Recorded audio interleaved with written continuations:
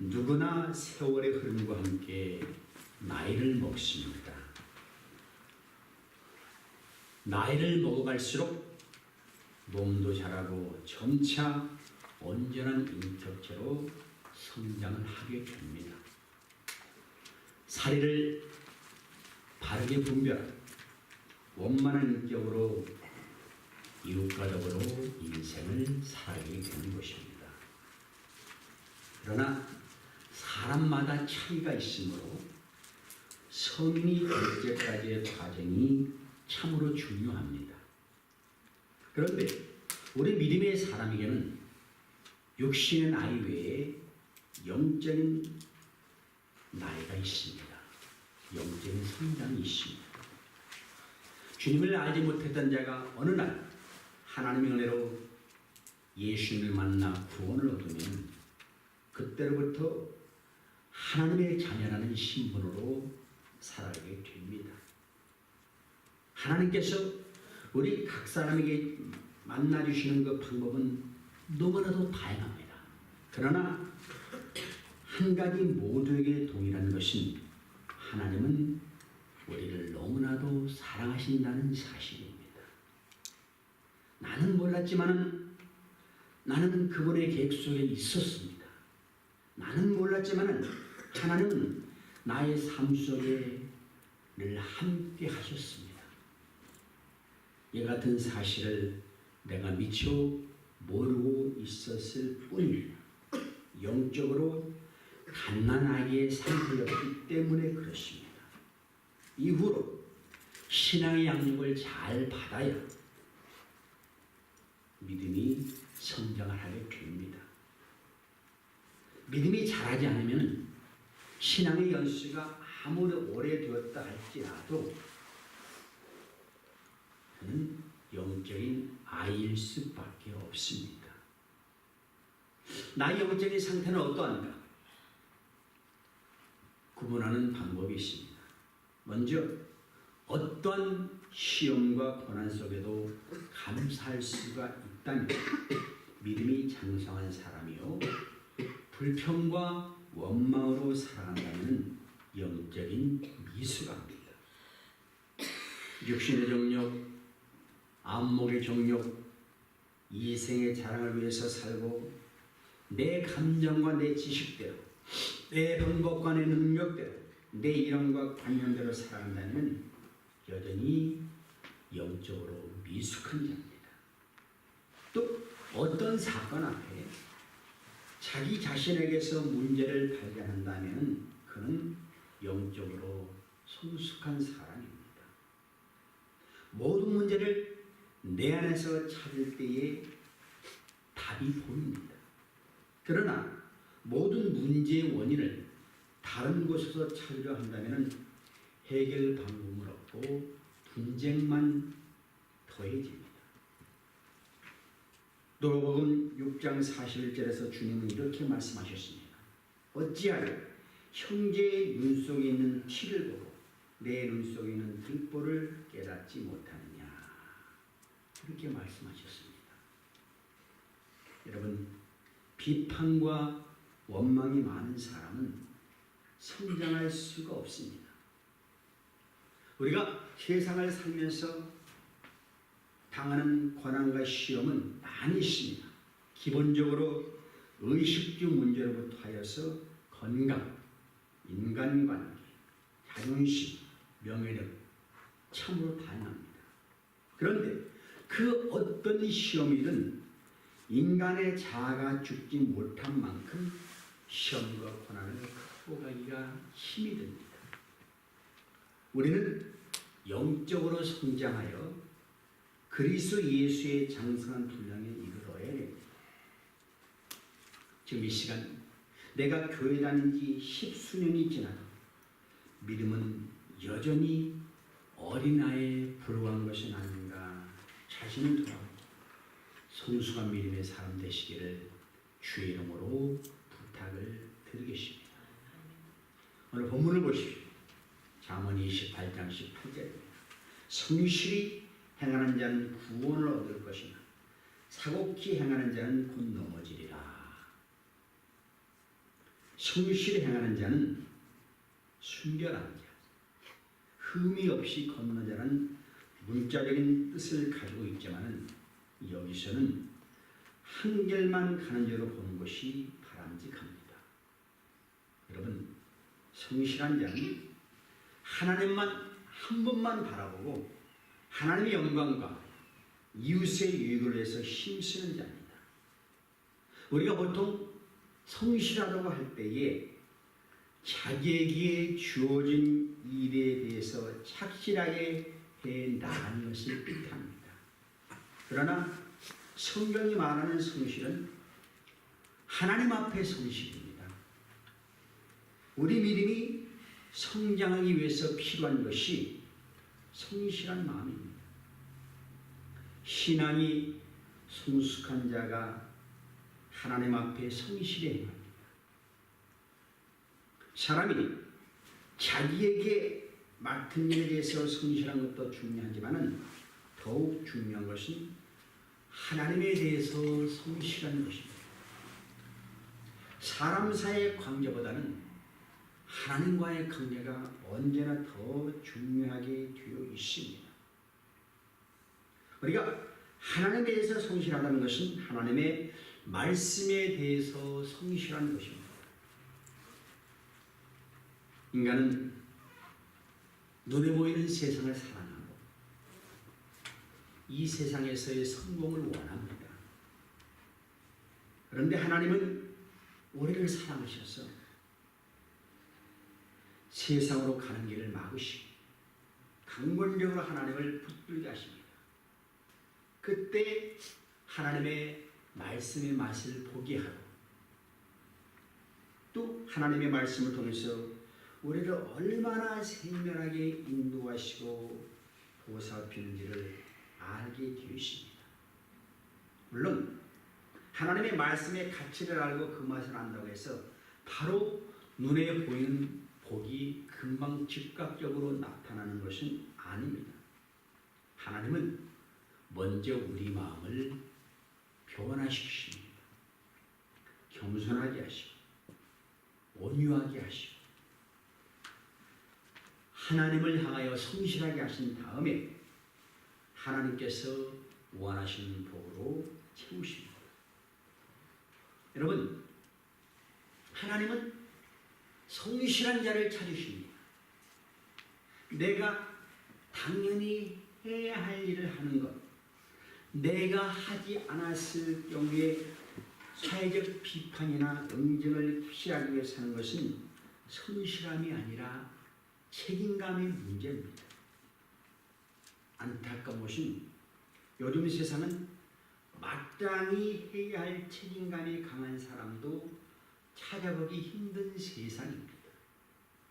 오늘 본문에 성실한 자가 구원을 받는다 그렇게 말씀하십니다. 성도가 하나님의 말씀 앞에 성실할 때 먼저 하나님은 그 말씀의 능력으로 우리 안에 있는 죄를 이기게 하십니다.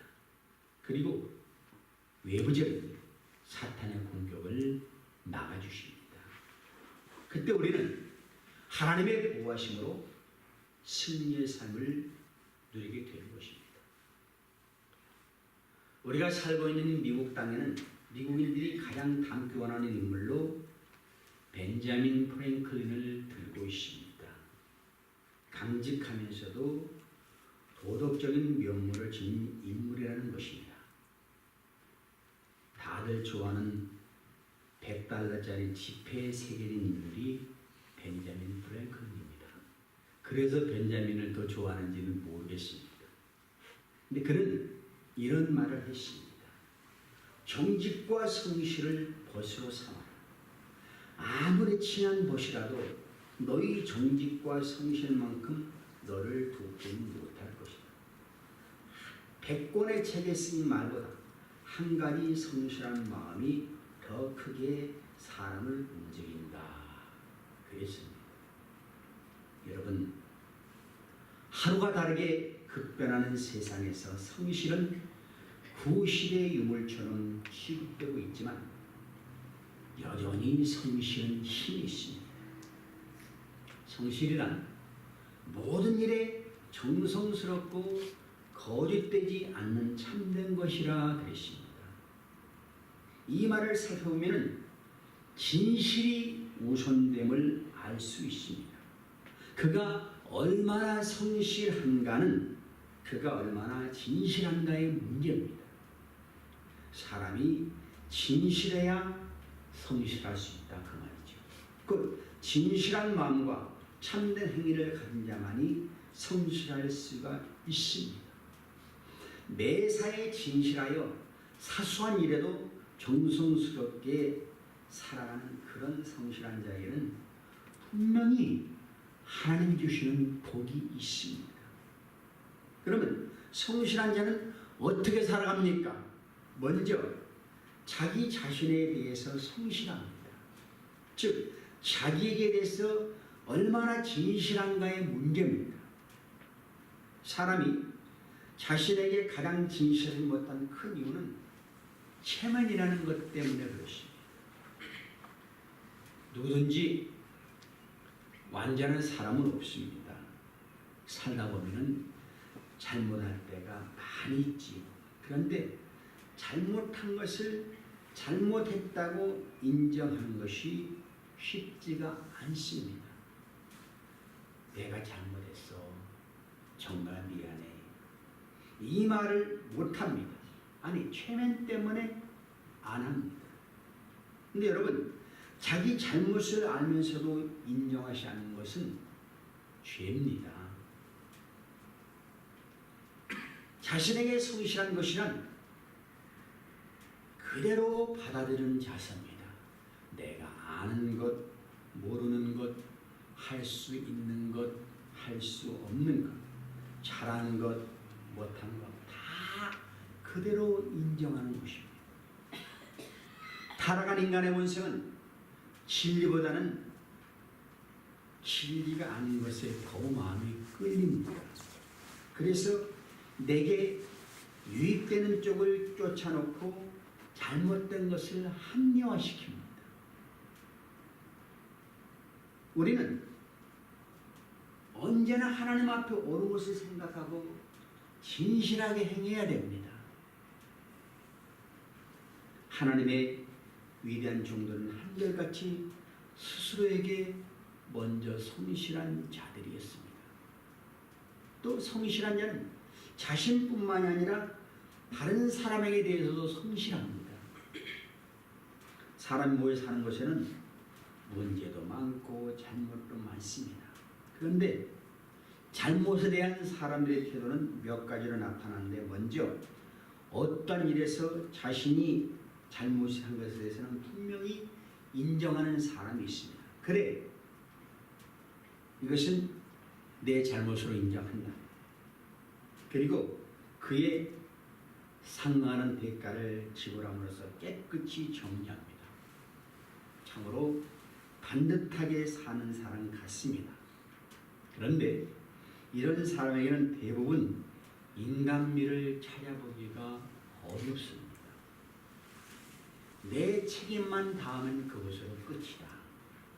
다른 사람은 어떻게 되어도 상관이 없다는 자신만이 아는 그런 이기적인 사람의 모습입니다. 그런가 하면 다른 사람의 잘못도 또 내 탓으로 여기는 사람들이 있어요. 자식이 잘못되어도 내 탓으로 생각하고 남편이 잘못돼서 내 탓으로 생각하고 내가 속한 공동체에 문제가 있어도 내 탓으로 생각하고 가슴이 아픕니다.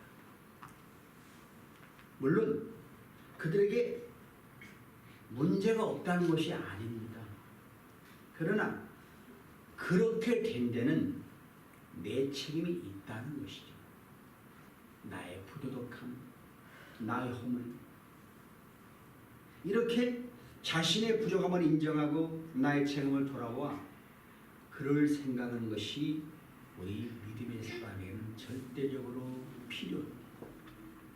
여러분, 지금까지 내가 받은 은혜를 한번 생각해 보시기 바랍니다. 우리는 얼마나 많은 사람들의 도움을 받아 살아왔습니까? 그것을 고맙게 여기는 마음이 성실한 사람의 태도입니다. 모든 것이 내가 잘나서 된 것으로 착각해서는 안 됩니다. 지금까지도 그랬고 앞으로도 얼마나 많은 사람들의 갚을 수 없는 은혜 속에 살아야 될 것인가 생각해 보면 이것이 인생이구나. 나도 내 책임을 다해서 살아야 되겠구나 하는 것이 성실한 사람의 자세입니다. 또 성실한 사람은 하나님 앞에 성실합니다. 미국의 제39대 대통령이 지미 카터 대통령입니다. 그가 대통령 선거운동을 할 때에 주일을 맞이하게 되었습니다.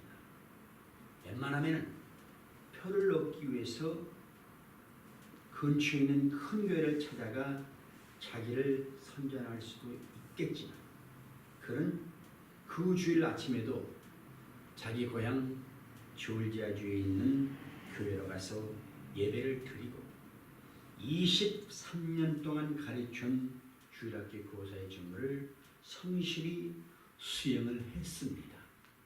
먼 곳에서 비행기를 타고 가서 주일마다 가르쳤던 20여 명을 앞에 놓고 평소와 같이 설명을 가르쳤는데 그날에는 신문 기자들이 몰려들어서 70명이나 되었습니다. 그때 지미 카터는 웃으면서 말했습니다. 기자 여러분, 오늘은 여기에 오셨지만 다음 주에는 여러분이 소속된 교회에 가서 열심히 봉사해 주십시오. 그렇게 부탁을 했습니다. 여러분, 우리는 하나님 앞에서 사는 자들입니다. 그 하나님 앞에 불성실할 수가 없습니다.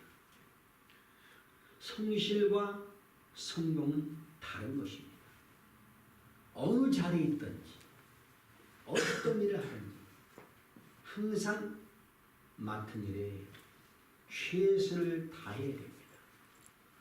겉모습만 성실한 것이 아니라 보이는 자리에서만 성실한 것이 아니라 아무도 보지 않는 곳에서도 아무도 알아주지 않는 곳에서도 아무도 힘을 내지 않는 곳에서 하나님 앞에 성실해야 됩니다. 이 성실을 위해 필요한 것이 말씀과 기도입니다. 왜? 내 힘만으로는 결코 하나님을 마음을 다해서 사랑할 수가 없습니다. 오직 기도가 뒷받침이 돼요. 말씀의 깊은 묵상이 뒷받침될 때 마귀의 유혹과 미혹하는 영들을 물리치고 하나님 앞에 온전히 내 삶을 들을 수 있다는 것을 절실히 깨달을 수가 있습니다. 여러분, 믿음이라는 것이 하나님 앞에 성실히 행할 때에 주어지는 은사요 선물인 것을 알아야 됩니다. 오늘 내가 가진 것은 다 하나님께서 주신 것입니다. 다 하나님이 주신 은사요 은혜입니다. 그것이 무엇이냐가 중요한 것은 아닙니다. 크냐 작으냐의 문제도 아닙니다. 많으냐 적으냐의 문제도 아닙니다. 그 무엇이든지 하나님의 은혜임을 알고 우리는 성실할 뿐입니다. 정말 큰 사람은 모든 일에 성실한 사람입니다. 오늘 성경이 약속한 바 성실한 자는 구원을 얻을 것이라 그렇게 말씀하십니다. 그런 사람은 하나님께서 항상 보호해 주시기 때문에 세상에서 당하는 여러 가지 위험과 환난으로부터 건짐을 받게 됩니다. 그러므로 우리 성도는 순전하게 하나님만을 마음속에 모시고 그분의 뜻대로 살아가는 자들이 되어야 됩니다. 자기 자신에게나 이웃에게나 나가서 하나님 앞에 성실히 살아가는 바라고 고백하는 여러분 되시기를 주의 이름으로 간곡히 부탁을 드리겠습니다. 반면에 사곡히 행하는 자는 넘어지리라 그렇게 말씀합니다. 사곡한 사람은 마음이 정직하지 못하고 굽어 있습니다. 마음이 삐뚤어진 것. 인생의 목표가 결핍된 삶을 사는 이중적인 길을 가는 자들입니다. 따라서 이런 사람은 하나님과 죄입니다. 육신적 쾌락을 겸해 섬기는 자들이라고 볼 수 있습니다. 그렇게 이중적인 길을 가는 자들이기 때문에 이런 사람은 어디선가 그 표시가 나게 되어 있습니다. 눈에 보이는 인간적인 성공의 마음을 빼앗겨서 하나님의 말씀에 대해서 성실을 보일 수가 없습니다. 이런 사람은 타락한 본성을 따라서 당연히 눈앞에 이익을 움켜잡으면서 그렇게 살 수밖에 없습니다. 그들은 세상으로부터 인정받고 세상의 인기에 목을 메어 답니다. 그런 것들이 아침 안개와 같이 헛다른 것인지 모릅니다. 자기들은 성실하게 살았다고 강조하지만 자기가 살려는 세상 자체가 삐뚤어져 있다는 것을 알지를 못하고 삽니다. 이런 사람은 비록 자기로서 최선을 다했다고 하지만 죄의 유혹을 이기지 못해서 망하고 맙니다. 결국 진리를 모르는 자는 자신도 모르게 악하게 살 수밖에 없다는 것을 뼈저리게 느껴봅니다. 19절 보십시오.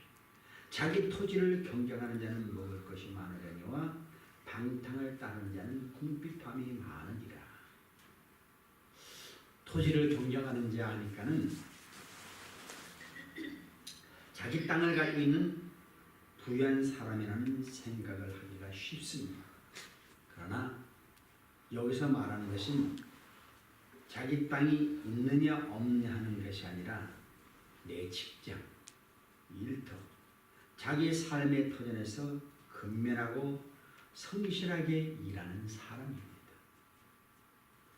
방탕하는 자는 노력은 하지 않고 앉아서 남의 것으로 편하게 살려고 하는 사람입니다.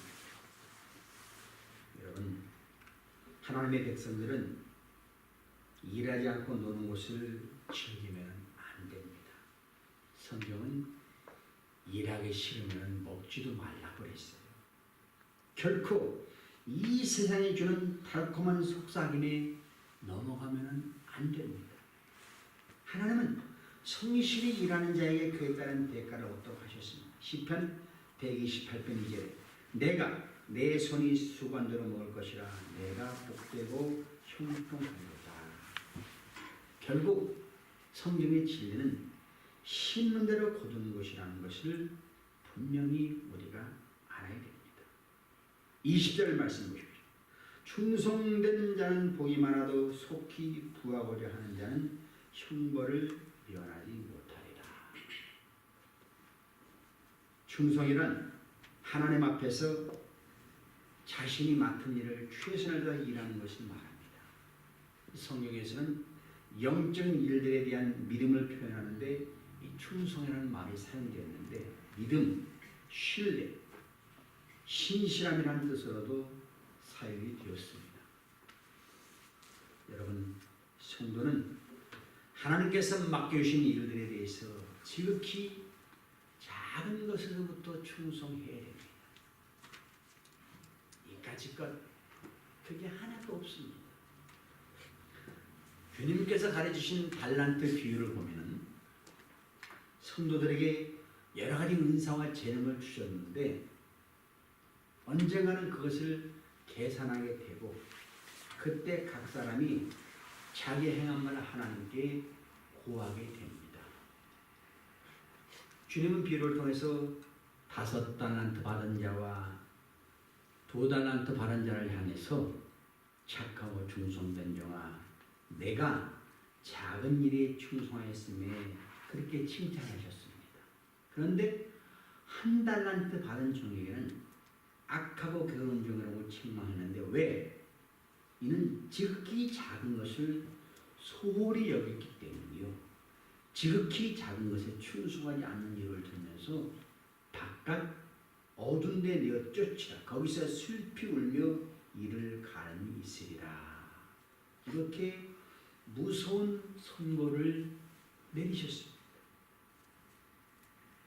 우리 성도는 지극히 작은 것의 균형성을 깨닫고 소홀하지 않도록 삼가 조심을 해야 됩니다. 지극히 작은 것에 충성된 자는 큰 것에도 충성되고 지극히 작은 것에 불의한 자는 큰 것에도 불의하니라. 그렇게 성경은 말씀합니다. 우리는 교회에서 여러분 각 사람이 할 수 있는 지극히 작은 것이라고 생각하는 일부터 충성하시기 바랍니다. 그러면은 하나님의 쓰시는 큰 그릇이 될 수가 있습니다. 우리 성도는 지극히 작은 것부터 시작해서 죽도록 충성을 해야 됩니다. 한 달란트 받은 자가 악하고 게으른 종이라고 선고된 것은 주님으로부터 받았는데 이걸 소홀히 여기고 임으로 행동했기 때문이라고 할 수 있어요. 맡은 자에게 구할 것은 충성이라. 고린도전서 4장 2절에 말씀을 하고 있습니다. 어느 정도 충성해야 돼요? 온 힘을 다해 때로는 힘에 지나도록 자원하는 마음으로 최선을 다해야 됩니다. 주님은 마지막 때 불법의 상황, 많은 환난이 예상되는데 그때 끝까지 인내하고 충성을 다하여 믿음을 지킨 자를 찾고 계십니다. 그 사람이 구원의 백성입니다. 창세기에 나오는 요셉은 형제들에게 팔려서 억울하게 애굽의 보디발의 집에서 노예로 생활했는데 그는 거기서도 아주 성실하게 충성을 다해서 일했습니다. 요셉은 인간 보디발을 바라본 것이 아니라 자기의 생애를 주장하고 계시는 하나님을 바라봤습니다. 하나님은 그런 요셉에게 복을 주셨고 그 복이 보디발의 집에까지 임했습니다. 여러분 이렇게 충성된 자는 복을 받았습니다. 요셉은 이방인이 국무총리가 되었지요. 오늘 많은 복이 있지만 한 가지만 볼 때 그들은 면류관을 받습니다. 사람은 누구나 일한 대로 복을 받게 되는데 여기서 행위의 중요성은 구원의 여부와 관계가 있는 것이 아닙니다. 상급의 영향이 있습니다. 이 땅에서도 충성스러운 자들이 각가지 면류관을 받게 되는데 이것은 일시적인 영광뿐이고 결국은 쇠할 수밖에 없습니다. 이후에 성도들에게는 각가지 면류관이 행위에 따라서 주어집니다. 면류관에는 생명의 면류관, 썩지 않을 면류관, 사랑의 면류관, 의의 면류관, 영광의 면류관 등이 있습니다. 이것들이 행위에 따라서 성도들이 받을 면류관입니다. 여러분들이 다 그 면류관의 주인공들이 될 수 있기를 주의 이름으로 부탁을 드리겠습니다. 자, 그런데 충성하지 아니하고 속히 부하고자 하는 자들은 형벌을 면치 못하리라 그랬습니다. 부하는 게 얼마나 좋아요. 이 사람 중에는 정상적인 방법이 아닌 여러 가지 변칙적인 방법을 통해서 쉽고 빠르게 성공하는 사람들이 있습니다. 이런 사람들은 자연스럽게 부정이나 불법과 같은 비정상적인 방법을 사용할 수밖에 없습니다. 수고와 땀을 통해서 열매를 거두기보다는 불법과 부정을 통해서 쉽고 빠르게 성공을 원합니다. 따라서 남의 피를 흘리고 또 결국은 부정과 불법적인 방법으로 부를 축적합니다. 그들은 이 땅에 사는 동안에도 부끄러움을 당하고 하나님 앞에도 심판을 받게 되어 있습니다. 탐욕의 사대 앞에서 눈이 어두워지고 분별력을 잃어버렸기 때문에 자기들에게 빈궁이 임할 줄, 심판이 임할 줄을 그냥 모르고 살아가는 거예요. 여러분, 우리는 하나님을 위해서 충성할 사람들입니다. 그래서 여러분이 하실 수 있는 지극히 작은 것부터 타셔서 충성하시 바랍니다. 그러면 하나님이 분명히 우리를 큰 그릇으로 쓰십니다. 하나님께 충성하는 먼저 자신이 하나님 앞에 올바른 생활을 해야 되고, 왜? 거짓된 자들은 충성을 못하니까. 그래서 하나님의 입에서 충성하려면 자신이 예수 그리스도로 말미암아 새 사람으로 변화를 받아야 됩니다. 다른 사람이 알아주지 않아도, 소름이 있어도, 손해가 와도, 억울한 운명을 써도 오직 하늘의 영광과 상급을 바라보면서 인내할 수 있어야 충성을 하는 것입니다. 시편 101편 6절을 보면 하나님의 눈은 이 온 땅을 살펴 충성된 자를 살피신다 했습니다. 하나님께서는 그런 사람을 살피시고 찾아내시어 복을 주시고 충만하게 넘치게 주시고 또 하나님의 상급으로 풍성히 갚아주십니다. 오늘 말씀 듣는 여러분마다 그런 자가 될 수 있기를 주의 이름으로 간곡히 부탁을 드리겠습니다. 오늘 말씀 듣고 결단을 드립니다. 아버지, 내가 성실한 자가 되기 원합니다. 하나님, 충성스러운 자가 되기 원합니다. 세상의 유혹에 탐하지 아니하고 아버지 앞에 바로 서서 하나님께